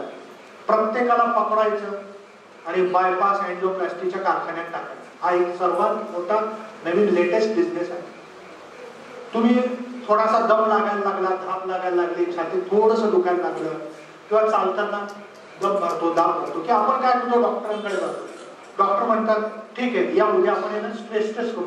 एक तर तुम्हाला चालायची सवय नाही, तुम्हाला पट्ट्यावर पळायला लावतात, ट्रेडमिलवर पळायला लावतात, त्याला स्ट्रेस टेस्ट म्हणतात. तुम्ही ती टेस्ट केली की 3-4 मिनिटांना तो डॉक्टर थांबवतो. थांबा थांबा थांबा, तुम्हाला ब्लॉकेज आहे, उद्या या आपण अँजिओग्राफी करूया. रुग्णाला वाटतं डॉक्टर खूप चांगले आहेत, आपल्याला फक्त अँजिओग्राफी करून सोडून देतील. रुग्ण पोचतो अँजिओग्राफीला आणि अँजिओग्राफी केली की तो आत असतो. मिसेसला मुलांना बोलवतात, हे बघ 90% गटार इथं तुंबले, 80% गटार इथं तुंबले, 70% गटार इथं तुंबले. बघा, तुम्ही म्हणत असाल तर लगेच अँजिओप्लास्टी करून टाकतो. काय 3-4 लाख रुपये तर लागतील काय? आणि न्यायचं असेल तर तुमच्या रिस्कवर घेऊन जा. तुमच्या रिस्कवर घेऊन जा म्हणले की लोकांना वाटतं लगेच मरणार. अरे चांगला चालता बोलता आतमध्ये आला, लगेच कसं काय मरणार? एवढे घाबरतात लोक. आणि डॉक्टर पुढे पैसे आणून करून टाका. डॉक्टर काय आयडिया करतो? शेवटच्या 5 ओव्हरमध्ये 80 धावा काढायचा आव्हान करतो. आता शेवटच्या 5 ओव्हरमध्ये 80 धावा काढायचं म्हणजे पटापट सिक्सरच मारावे लागतात, त्याशिवाय 80 धावा होणार का? आपण मारायला जातो का त्याला तेच हवं असतं. तर बरोबर डाव टाकतो की तुम्ही म्हणता लगेच आणि कुठले पैसे, पण पहिलं सर्जरी करून टाका. फटाफट स्टेंटिंग करून अँजिओप्लास्टी करून पेशंटला बाहेर काढतात, बायपास करून बाहेर काढतात. 4-5 लाखाचं बिल तयार होतं. बरं, हा परमनंट इलाज आहे का? तर हा परमनंट इलाज नाही, हे पहिलं समजून घ्या. कुठलाही हृदयविकार हा बायपास अँजिओप्लास्टी हा परमनंट इलाज नाही. पहिली गोष्ट, बायपास सर्जरी कशी होती समजून घ्या. बायपास सर्जरीमध्ये ड्रिल मशीन माहिती आहे तुम्हाला? ड्रिल मशीन, त्या ड्रिल मशीननी या पूर्ण बरगड्या तोडून टाकाव्या लागतात. आता पूर्ण ड्रिल मशीन हे कापतात, हे कापून उघडतात आणि मग बायपास सर्जरी होऊन हे शिवतात. याला म्हणतात बायपास सर्जरी. मित्रांनो, देव करू आपल्यावर ही वेळ न यावं, अशी सर्जरी करून घ्यायची गरजही नाही. 99% काही गरज नसते. 99% हॉस्पिटलची गरज असते, आपली गरज नसते. हे लक्षात ठेवा. फक्त इमर्जन्सी जर मोठा हार्ट अटॅक आला आणि पेशंट आयसीयूत गेला तर आपण काही करू शकत नाही. बाकी किती ब्लॉकेज असलं तर हे सगळं परतवता येतं, हे तुम्हाला मी सांगणार आहे. तर एक लक्षात ठेवा की बायपास अँजिओप्लास्टी मध्ये 95% ऑपरेशन हे टाळता येतात. फक्त जर इमर्जन्सी झाली आणि तुम्ही आयसीयूतच ऍडमिट असाल, मग तातडीने बायपास अँजिओप्लास्टी केली तर त्याला इलाज नाही, बाकी काही नाही. तुम्ही जर 15 दिवस घाबरला नाही, फक्त 15 दिवस घाबरला नाही तर सगळं बाहेर होतं. कारण कसं असतं की निसर्गाचा नियम. बायपास सर्जरी म्हणजे काय असतं? आपल्या ज्या असे पाईप्स असतात हृदयाला, तर पायातल्या नसा काढतात, हातातल्या नसा काढतात, चिटकवतात. म्हणजे ही नस मध्ये ब्लॉक येते, तिथं नस जोडतात, अशी त्याला म्हणतात बायपास. परंतु माझ्याकडे 100% ब्लॉक आले, 10 ब्लॉक आले का मरत नाही? कारण निसर्गाने काय केलं, तिथे लाखो पाईप दिले, असे नॅचरल बायपास दिले. नॅचरल बायपास ते ओपन होतात, म्हणजे नस जोडायच्या ऐवजी आपोआप इथं बायपास असतातच. फक्त रुग्णाला त्याची जीवनशैली बदलावी लागते. आणि आम्ही जी काही औषधं सांगतो ती औषधं नैसर्गिक आहेत. डॉक्टरांची औषधं जर चालू ठेवली तर 15 दिवसात छाती दुखणं, दम लागणं बंद होतं. साधारणतः महिन्याभरामध्ये पेशंट हा अगदी 4-4 किलोमीटर चालायला लागतो. सगळं त्याचा बिझनेस, व्यवहार सगळं संपवू शकतो. आणि 8 महिन्यात सगळे बायपास नवीन ओपन होतात. अजून एक आम्ही 2 औषध आहेत. एक आतून ब्लॉकेज काढण्याचं औषध डेव्हलप केलंय, त्याला ओरल किलेशन म्हणतात. असं दगडासारखे ब्लॉक आतनं निघतात त्या औषधाने. असं निसर्गोपचारात एक औषध आम्ही डेव्हलप केलं आणि नसा मोठ्या होण्याला एक औषध डेव्हलप केलं. ही नसा मोठ्या झाल्या जरी तो ब्लॉक असला तरी आतमध्ये रक्त पुरवठा व्हायला लागतो. तर असा हा जो उपचार पद्धती याच्यात दुधी भोपळ्या रसाचं फार योगदान आहे. दुधी भोपळ्या रसाबद्दल मी तुम्हाला मुद्दावरून माहिती देणार आहे की दुधी भोपळा रस हा प्रत्येकाने जीवनशैलीचा भाग बनला. मी गेली 13 वर्ष न चुकता रोज दुधी भोपळ्याचा रस पितो. 13 वर्ष झाले दुधी भोपळ्याचा रस न चुकता पितो. मित्रांनो, दुधी भोपळ्या रसात नेमकं काय आहे ते हृदय विकारात आम्ही जी काही औषधं सांगतो त्याच्यात दुधी भोपळा रस हे सुद्धा एक नैसर्गिक औषध. ज्यांच्याकडे पुस्तक नसेल त्यांनी हे कार्यक्रम संपल्यावर माझं 40 रुपयाचं पुस्तक 30 रुपयाला मिळणार आहे. हे पुस्तक वाचलं की तुमचं आयुष्य बदललं. भेट संचामध्ये आहे हे पुस्तक, पण ज्यांच्याकडे नाही हे पुस्तक 30 रुपयाचं. ज्यांना हृदयविकार दम लागतो त्यांना प्रेझेंट देतो. याच्यात दुधी भोपळा रस कसा करायचा, कडू भोपळ्याचा रस प्यायचा नाही, काळजी कशी घ्यायची आणि 25 रुग्ण गेली 10 वर्षाचे जिवंत आहेत without any surgery. Phone number सहित आहेत आणि एक माझा लेख आहे की कशी आपण आपल्या हृदयाची काळजी घ्यायची आणि कसं दीर्घायुष्य व्हायची. छान माहिती त्याच्यात आहे, त्याचा आपण जरूर उपयोग करा. मित्रांनो, दुधी भोपळ्या रसाचं अनन्य साधारण महत्व आहे हृदयविकारामध्ये. रोज 1 ग्लास दुधी भोपळ्याचा रस तुम्ही प्यायला सुरुवात करा. महिन्याभराने तुम्ही 1 ग्लास रस रोज प्या आणि महिन्याभराने मला फोन करून सांगा की तुमच्यात काय बदल झाला. दुधी भोपळा रस चे फायदे म्हणजे हृदयविकारात अतिशय उपयोगी. 1, ब्लड प्रेशरला अतिशय उपयोगी. 2, बीपी कमी होतो त्याने म्हणजे नॉर्मल व्हायला. 3रा फायदा वजन कमी होतं. 4था फायदा हिमोग्लोबिन वाढतं. 5वा फायदा वजन पण कमी जसं होतं तसं तुमची स्किन टोनला पण त्याचा फायदा होतो. स्किनला पण फायदा होतो दुधी भोपळ्याचा.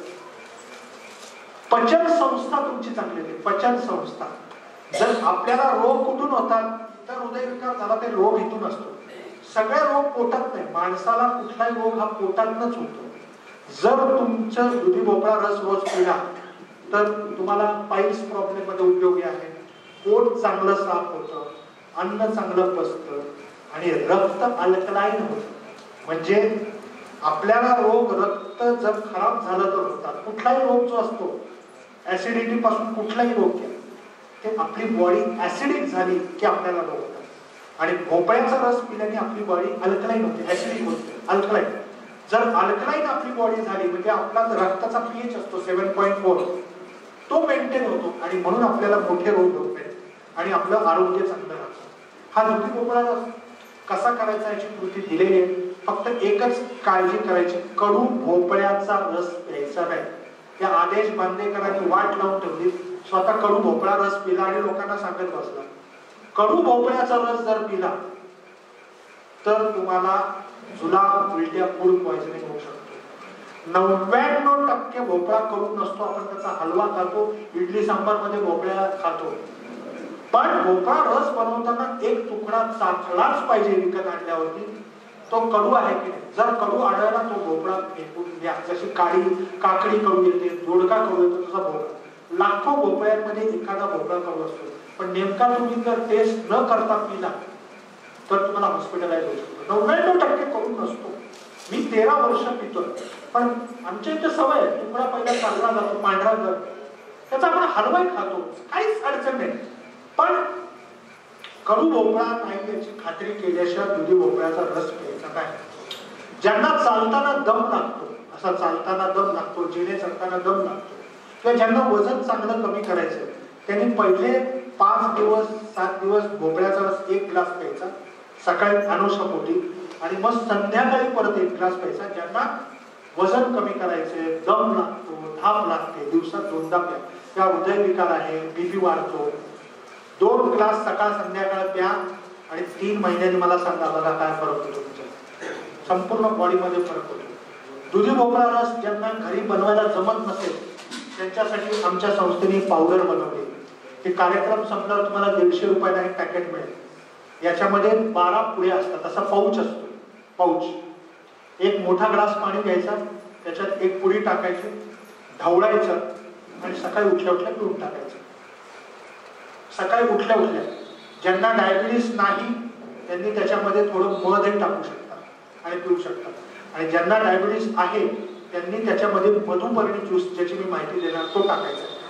म्हणजे दुधी भोपळा तुम्हाला हार्टला प्रोटेक्ट करतो, बीपीला प्रोटेक्ट करतो, डायजेशन चांगलं जबरदस्त. मी आज 13 वर्ष वापरतो मी स्वतः, एक गोळी लागत नाही तुम्हाला, आणि असलेल्या गोळ्या कमी होत जातील जर तुम्ही नीट वापरलं.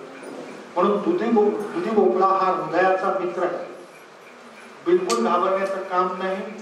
भारतामध्ये 10 कोटी प्लेट इडली सांबार बनतो रोज, 10 कोटी प्लेट, त्याच्यात सगळ्यामध्ये भोपळा असतो. पण का नाही बाधत लोकांना?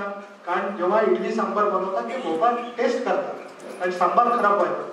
तसा भोपळा फक्त तुम्हाला एक तुकडा चाकून बघायचा. बरं, एकदा वापरला त्याचा तुकडा फ्रीज मध्ये ठेवा, सकाळी परत तुकडा काढा, तुकडा कापून वापरा. तर भोपळा रस हा रोज प्या. ज्यांना, किंवा एक पावडरचा पुडा आपल्या जवळ ठेवायचा. ज्या दिवशी आपल्याला रस बनवायला जमत नाही त्या दिवशी पावडर वापरा. बाहेर गावी चाललो, आता मी बऱ्याचदा कुठे ट्रिपला गेलो, कुठेही गेलो, मी माझ्या बरोबर ठेवतो. बायको गावाला गेली, बरोबर ठेवतो. आता तुमचं कधी बायकोशी भांडण झालं, बायको म्हणली नाही देत भोपळ्याचं, जाऊ घाबरण्याचं काम नाही. आपल्याकडे पुढे तयार आहे, टाकलं, ढवळलं, पिलं. You are not dependent on your wife. हा गमतीचा भाग झाला. म्हणजे एवढा सोपा सुद्धा दुधी भोपळा रस. त्या ज्येष्ठ नागरिक असतात, घरी कोणी नसतं, होत नाही, एकटे राहतात, कोणी वापरू शकतो. तर जरूर दुधी भोपळ्या रसाचा आपण वापर करा. आणि ज्यांनाही बायपास अँजिओप्लास्टी किंवा चालताना खूप दम लागतो, छातीत दुखतं, अशा लोकांनी माझं लक्ष्मी रोडला पुण्यामध्ये शगुन चौकात क्लिनिक आहे, किंवा अँजिओग्राफी केली, किंवा स्ट्रेस टेस्ट पॉझिटिव्ह आले, त्या धडधड होते, जरूर माझ्याकडे या. काही अजून दुधी भोपळ्याच्या बरोबर आम्ही औषधं देतो ब्लॉकेज काढण्याची. Fantastic result, fantastic. एवढंच ना की मला सुद्धा कधी कधी आश्चर्य वाटतं की मोठ्या मोठ्या डॉक्टरने सांगितलं तू बायपास नाही केली तर मरून जाशील. ती लोक आज अमेरिकेला जाऊन येतात, पुढे वैष्णोदेवीला जाऊन येतात, कुठं कुठं जाऊन फिरून येतात, लंडनला जाऊन येतात. कित्येक पेशंट आल्यावर मला भेटतात. तर याच्यामध्ये फिअर सायकोलॉजी. आजच्या जगामध्ये लोकांना जर घाबरवलं तर लोक पैसे देतात, लोकांना घाबरवलं नाही तर लोक म्हणतील अच्छा 2 महिने केलं चालेल का, येतो टाटा. ते बघा, ते 2 विमानांनी जेव्हा उडवले होते अमेरिकामध्ये ते टावर्स, लोक विमानात बसत नव्हते अमेरिकेमध्ये, फ्लाइट्स खाली जात, एवढी भीती असते. तर हे घाबरवण्याचा सगळा खेळ आहे, हे लक्षात घ्या. आता आपण मधुमेहावर येऊ. मधुमेहाचं काम भारतात करण्याची गरज आहे. मित्रांनो, मधुमेह हा असा विकार आहे की तो एकदा झाला की बघा त्याचे परिणाम काय असतात. ब्रेन स्ट्रोक येऊ शकतो जर तुमचा डायबिटीस कंट्रोलमध्ये नाही राहिला. डोळ्याची दृष्टी जाऊ शकते किंवा डोळ्यांनी कमी दिसणं. हार्ट अटॅक, बायपास हे डायबिटीसमुळे होऊ शकतं. किडनी फेल, डायलिसिस बघा काय चौकात युनिट आता उघडत आहेत. पुणे शहरामध्ये जवळजवळ 50 डायलिसिस युनिट आलेले आहेत, इतकं मोठ्या प्रमाणात. पायामध्ये रक्त पुरवठा न होणे, त्याच्यानंतर पाय कापणे, बोट कापणे, हे सगळं डायबिटीसशी कनेक्शन आहे. मित्रांनो, भारताचा सर्वात मोठा शत्रू कोण असा जर प्रश्न विचारला तर पाकिस्तान हा भारताचा सर्वात मोठा शत्रू असं तुम्ही सगळेजण उत्तर द्या. मित्रांनो, ते चुकीचं उत्तर आहे. भारताचा सर्वात मोठा शत्रू आता डायबिटीस आहे, मधुमेह आहे. एवढ्या मोठ्या प्रमाणात घरामध्ये आता मधुमेह आपल्याला आहे. तर हा मधुमेह एकदा आपल्याला झाला की आपण आपल्या डॉक्टरांकडे पोहोचतो. डॉक्टर म्हणतात काय घाबरायचं कारण नाही, एक गोळी लिहून देतो. आता मात्र ही गोळी आयुष्यभरासाठी खायची, बरं का, मरेपर्यंत गोळ्या खायच्या. आपण सुद्धा काय करतो, ती गोळी खातो डायबिटीसची आणि आपल्या आयुष्याला सुरुवात करतो. 2-4 महिने जातात, मलाच का झाला. पण शेवटी इलाज नसतो त्या गोळ्या खायशिवाय. आणि गोळ्या खात पण भारतीय माणसं फार हुशार असतात. गोळ्या जरी डायबिटीसच्या खात असल्या तर त्यांचे जे छंद आणि उपक्रम असतात, वडे, भजी, सामोसे, दारू, सगळे उपक्रम चालू ठेवतात. श्रीखंडपुरी, भेळपुरी, म्हणजे कुठे गेले की गुलाबजाम ठोक, वडे ठोक, बरोबर की नाही, सगळं माल ठोकतात आणि डायबिटीसची गोळी खातात, बरोबर. आणि मस्त 2 वर्ष जातात. वडे खाल्ले, भजे खाल्ले, मिसळ खाल्ले, आईस्क्रीम खाल्लं तरी आपली डायबिटीस नॉर्मल आहे. एक गोळीवर काम चाललं. म्हणजे 2 वर्ष अशी जातात, 2 वर्ष काय होत नाही, मग अचानक काय होतं, शुगर 250-250 दाखवायला. हे डॉक्टर राव माझी 250 शुगर आली, मी सगळं कंट्रोल करतो तरी म्हणजे काय 250 कशी आली. डॉक्टर म्हणतो हरकत नाही, काही आंब्याचा रस ठोकलेला असतो, उन्हाळ्यामध्ये आईस्क्रीम ठोकलेली असते, लग्नामध्ये ठोक माल ठोकलेला असतो, म्हणून 250-250 आलेली असते. डॉक्टर अजून गोळ्या वाढवतो. काय नाही, गोळ्या वाढवल्या, आता या गोळ्या घ्या. परत माणूस त्या गोळ्या खायला सुरुवात करतो आणि उपक्रम मात्र बंद करत नाही, तो अजून जोमाने सुरू करतो उपक्रम. सगळं तेच वडा हाण भजी आणि सगळं चालूच असतं. मग काय होतं, मग अचानक कधीतरी 300 शुगर येते. 300 शुगर आली की माणूस खडबडून जागा होतो. डॉक्टर अजून गोळ्या वाढवतो आणि सांगतो आता बघा, जर कंट्रोल नाही झाली ना तर तुला इन्शुलिनचं इंजेक्शन लावणार, बरोबर. आणि मग काय होतं, असं करता करता 5-7 वर्ष निघून गेली की मग मात्र शुगर कंट्रोल मध्ये राहत नाही आणि माणसाला इन्शुलिनचं इंजेक्शन लागतं. बरं, इन्शुलिनच्या इंजेक्शनवर माणूस थांबतो का, तर नाही. मग एकदा असतं ते 2दा लागतं, असं टोचावं लागतं इंजेक्शन, 3-3दा इंजेक्शन, 60-60 युनिट इंजेक्शन. ते खात त्याच्याने हळूहळू किडन्या खराब होऊन डायलिसिस वर जातो. डायलिसिस वर थांबता पुढे किडनी आणि मध्ये हार्ट अटॅक आला तर बायपास, आणि ह्यातनं वाचला तर ठीक नाही तो वर. असा माणसाचा हा डायबिटीसचा प्रवास असतो. म्हणून डायबिटीसला नेव्हर अंडर एस्टिमेट. डायबिटीस झाला तर त्याला रिव्हर्स करा, त्याची गाडी मागे ओढा, हे लक्षात घ्या. तुम्हाला मधुमेह का होतो याचं फक्त मला कारण सांगा. तुम्हाला मधुमेह का होतो याचं मला फक्त कारण सांगा. मला कारण द्या, तुम्हाला मधुमेह का होतो, कारण सांगा ना, का झाला मधुमेह. इथं मधुमेह किती लोकांना, त्यांनी हात वर करावे. मधुमेह किती लोकांना, सगळ्यांनी हात वर आहे ज्यांना मधुमेह. बघा आता पाहिलं तर 50% लोकांना मधुमेह आहे, 10% लोक कुंकणावर हात वर करू की नको, याला कळेल मला मधुमेह, असे 10%, म्हणजे 55-60% लोकांना इथं मधुमेह. हे पहिली गोष्ट लक्षात. का झाला मधुमेह तुम्हाला, कारण सांगा. व्यायाम नाही बरं, अजून टेन्शन, अजून काय. ही 2 उत्तर बरोबर आहे, सीबी गांधींचं आणि तुमचं. आपल्याला मधुमेह का होतो हे समजून घ्या. आपल्यामध्ये पॅन्क्रियास नावाची ग्रंथी असते आपल्या पोटामध्ये, त्याला स्वादुपिंड म्हणतात. त्याच्यात जेव्हा इन्शुलिन कमी निघायला लागतं तेव्हा रक्तामध्ये साखर साचायला लागते, म्हणून आपल्याला डायबेटीस होतो. म्हणून त्याचं नाव आहे. आपल्या पॅन्क्रियास मध्ये बीटा सेल्स असतात, त्या बीटा सेल इन्शुलिन काढत असतात. जर बीटा सेल इन्शुलिन काढत राहिल्या तर तुम्हाला कधीही डायबिटीस होत नाही. आणि बीटा सेल जेव्हा अकार्यक्षम व्हायला लागतात, जेव्हा बीटा सेल कमी इन्शुलिन काढतील तेव्हा रक्तात साखर येईल, आणि रक्तात साखर साचायला लागली त्या स्थितीला मधुमेह, डायबेटीस होईल. बीटा सेल डाय होण्याच्या स्टेजला म्हणतात डायबेटीस. हे गोष्ट लक्षात ठेवा. तुम्ही जे डॉक्टरांची औषधं खाता ॲलोपॅथीची, त्यांनी तुमचा मधुमेह का बरा होत नाही. माणूस मंगळावर पोचला, चंद्रावर पोचला, एवढं सगळी क्रांती झाली, इथनं बटन दाबलं तर तिकडं गाडीचा लॉक उघडतो, इथनं फोटो पाठवला तर तिथं फोटो जातो, इथनं व्हिडिओ कॉल केला तर अमेरिकेतल्या माणसांची व्हिडिओ कॉल बोलता येतं. एवढी क्रांती होऊन सुद्धा माणसाचा मधुमेह का बरा होत नाही, का कुठलाही डॉक्टर तुमचा मधुमेह का बरा करू शकत नाही. मित्रांनो, कुठल्याही आजच्या जगामध्ये तुमचा मधुमेह तुमचा बरा करायचा नाहीच आहे. मुळामध्ये त्यांच्याकडे ट्रीटमेंटच नाही ॲलोपॅथीमध्ये. एक दुसरी गोष्ट, त्यांना तुमचा मधुमेह बरा करायचा नाही. तुमचा जर मधुमेह बरा केला, समजा तुमचा मधुमेह समूळ नष्ट केला माझ्या औषधाने ॲलोपॅथी, तर भारतातली 80% हॉस्पिटल्स बंद पडतील. भारतातील 80% हॉस्पिटल बंद. कारण तुमचा मधुमेह समजा बरा झाला, मला आता मधुमेह आला, मी गोळ्या खाल्ल्या आणि माझा बरा झाला. मधुमेह बरा झाला तर ब्रेन स्ट्रोक येणार नाही, डोळ्याच्या डॉक्टरला काम नाही, हृदयाच्या डॉक्टरला काम नाही, डायलिसिस वाल्याला काम नाही, किडनी वाल्याला काम नाही, न्यूरो वाल्याला काम नाही, पाय कापायला काम, कशालाच काम नाही ना.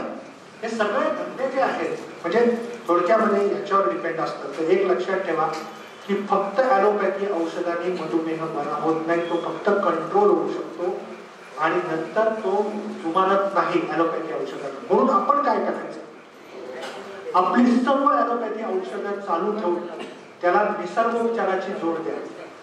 दुधी भोपळा रस तर घ्यायचाच आहे प्रत्येकाने, त्याच्याबरोबर हा मधुपर्णीचा ज्यूस, ही स्टिविया वनस्पतीचा ज्यूस हा जर आपण घेतला तर त्याच्याने आपला डायबिटीस कंट्रोल मध्ये यायला लागतो. ही मधुपर्णी जी वनस्पती, त्याला इंग्रजी भाषेमध्ये स्टिविया असं म्हणतात. स्टिविया वनस्पती ही मूळ काम काय करते, मगाशी मी सांगितलं की तुमच्या स्वादुपिंडामधून बीटा पेशी इन्सुलिन काढत नाही म्हणून तुम्हाला डायबिटीस झाला. मधुपर्णी ज्यूस पिला किंवा स्टिवियाचा ज्यूस पिला तर ते पॅन्क्रियाला ऍक्टिव्हेट करायला लागतो आणि हळूहळू त्या बीटा सेलला चाबुकाचे फटके लावतो, चला काम करा, इन्सुलिन काढा. तुमच्या बीटा सेल पूर्णपणे मेलेल्या नसतात, त्या फक्त कामचुकार कार्यक्षम झालेल्या असतात. हा 15-20 वर्ष अगदी खूपच उशीर झाला असेल तर काही काही रुग्णांना होत नाही, पण तो जनरली आजपर्यंत असा अनुभव आहे की जुन्यातल्या जुन्या डायबिटीस वाल्यांना पण याचा फायदा होतो. त्याचं कारण पूर्णपणे डेड झालेलं नसतं. तर जेव्हा तुम्ही हे ज्यूस पिता मधुपर्णीचा तर इन्शुलिन हळूहळू निघायला सुरुवात होते. तर इन्शुलिन निघायला लागलं की रक्तातील साखर कमी होते. काय लक्षात आलं, इन्शुलिन निघायला लागलं की रक्तातील साखर कमी होते, हळूहळू ॲलोपॅथीच्या गोळ्या कमी होतात. ज्यांना डायबिटीस आहे हे औषध आम्ही कार्यक्रम संपल्यावर उपलब्ध केलेले आहे.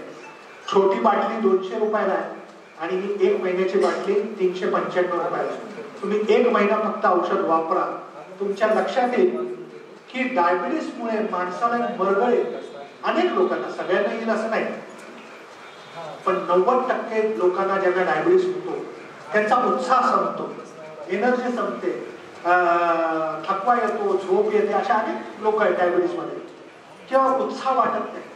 जेव्हा तुम्ही स्टिवियाचा ज्यूस प्यायला सुरुवात करता 10-12 दिवसात तुम्हाला जाणवायला लागेल मी आता पूर्वीसारखा होत आहे, मला पूर्वीसारखी एनर्जी वाटते आणि मला खूप छान वाटतंय. त्याचं कारण इन्शुलिन निघायला लागतं आणि हळूहळू तुमच्या ॲलोपॅथीच्या गोळ्या दर महिन्यात शुगर तपासा, डॉक्टरच्या सल्ल्याने गोळ्या कमी होतील. कुठली औषधं ॲलोपॅथी मनाने बंद करायची नाही, एक हा पहिला नियम. आपण इतकी वर्ष डायबिटीस ॲलोपॅथी पण चालू ठेवायचं, हे पण चालू ठेवायचं, हळूहळू ॲलोपॅथी औषधं चालू होतील. अजून एक संशोधन डायबिटीस मध्ये आले ते दालचिनी. ह्या दालचिनीच्या गोळ्या सुद्धा आम्ही बनवलेल्या आहेत. या रोज 2 गोळ्या दालचिनीच्या घ्यायच्या. याचा फायदा काय होतो, जे इन्शुलिन निघायला लागतं ते इन्शुलिन पेशींमध्ये पोहोचवण्याचं काम दालचिनी करतं. या बातमीपत्रामध्ये वेळ झाली इथेच थांबण्याची. आपण कुठे जाऊ नका, पाहत रहा आपला आवाज. हाक तुमची साथ आमची. धन्यवाद.